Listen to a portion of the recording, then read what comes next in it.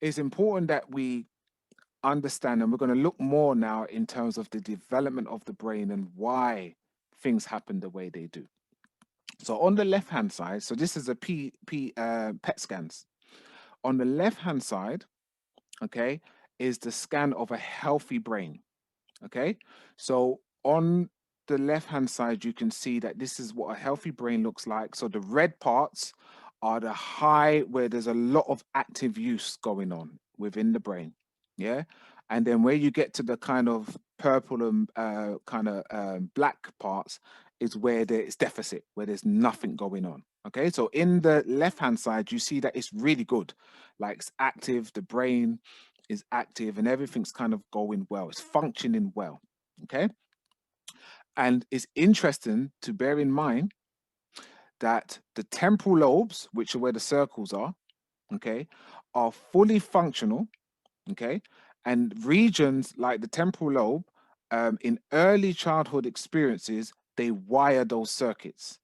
Early childhood experiences wire those circuits, meaning that they grow and develop based on the experiences that's happening. Okay. So remember what I said earlier about endorphins.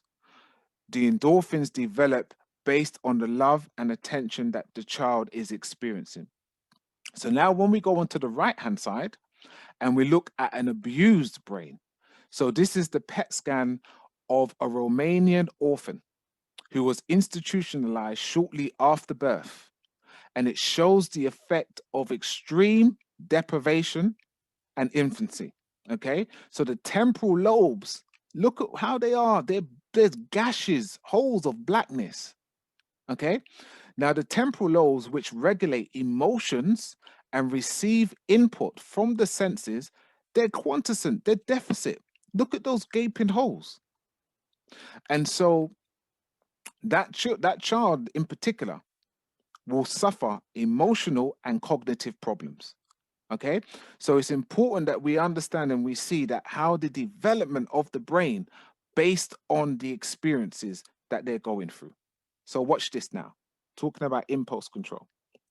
So infants don't possess impulse control. It's not something that we are naturally given and it's innate in us. Okay, those regulation circuits need to develop in the individual, but they can only develop in the right environment where it's healthy, where it's safety, where the child can understand that, you know, my parents or whoever's looking after me know what's best for me. So when they say no to something, it's okay because I recognize, okay, in this time I shouldn't have it. But if you're always being told no, or you're never getting what you should get, then how do you develop that mechanism to understand the difference? Brain scans of drug addicts show that there is abnormalities in the part of the brain, which is the frontal cortex, that regulates impulses. So, like that orphan child, where it was deficit, those parts where there was no red areas is actually where the impulse control is developed. And when you look at the brain scans of addicts, you see that it's deficit in those same areas because gray matter, which is normally found in that region of the brain, controls decision making and behavior. And because they have a less amount of gray matter, then their decision making and their behavior is greatly influenced by that because they don't have the control mechanisms. Okay. And so when you look at the brains of people with addicts, they don't have this. They don't have that defense mechanism to help them to be able to process, understand, and have recollection of the things that they are doing. Hence why they hit that button and they hit that button and they hit that button again and again. When something happens, when they are triggered, they just hit the button, the F it button, and they go and do what they need to do. And so it's really important that we understand on a biological level what is happening and why it is so difficult. And if any of you have worked with someone who uses substance and sometimes they just say, I don't know, I just couldn't stop myself. They're not just saying that. Actually, they don't understand in the beginning anyway how to manage and cope with those impulses. And so it's really important that we understand what is going on and we can help them to understand what's going on for them, that it can bring them some comfort and help them to recognize, okay, I'm not broken. This is not just me. This is actually something that happens to people because of their early childhood experiences, which we're going to look at in more detail in a bit. So, when we looked at the PET scan and we saw it from the bird's eye view, but that frontal area, which, for the orphan, which was deficit, the frontal lobe is where thinking, where memory, behavior, and movement is developed. So if you just think about this, in terms of thinking processes, when we're going through things and something's happening, like we have to think it through, isn't it? Now, if that area is imbalanced or underdeveloped, the thinking processes are not going to be as strong. Memory is also affected. Now, memory is important because it helps us to remember the things that we did last time, the mistakes that we made, so we don't repeat them. But again, memory is being affected, not only just because of the upbringing and how the brain developed, but also because of how drugs affect memory. People often forget things. And then we have the behavioral side of it, because it's underdeveloped, and then also how drugs affect people's behaviors. And so all of this is going on. And then we had where we saw the temporal lobes, which is where hearing, learning, and feelings are. So we see in terms of the brain of that individual, there is a lot going on, but it doesn't end there. So the frontal lobe and the prefrontal lobe is where rational thinking and logical reasoning takes place. So what happens is um, what we do and the evaluation of it takes place here. Okay. Now, the frontal lobe works in conjunction with the hippocampus, which is basically around that area. Okay. And the hippocampus regulates memories and emotions. Okay. So this is what's known as the logical brain. These two work as the logical brain. Okay. The hippocampus is like the hard drive that kind of regulates memories and emotions. It remembers them.